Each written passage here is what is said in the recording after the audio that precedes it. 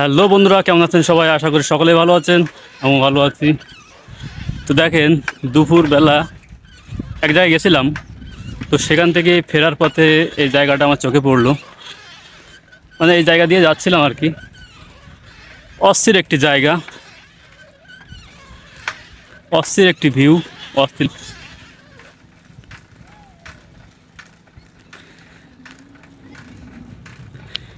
যদি আরও একটু পরে আমি আসতাম তাহলে হয়তো এই জায়গাটার ভিউটা আরও অনেকটা ভালো আসতো।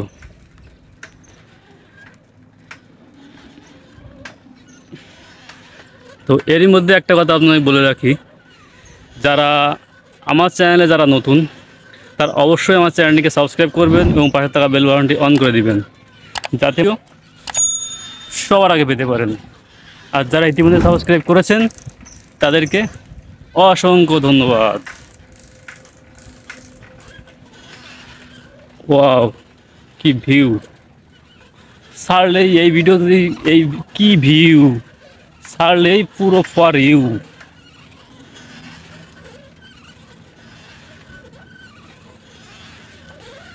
তো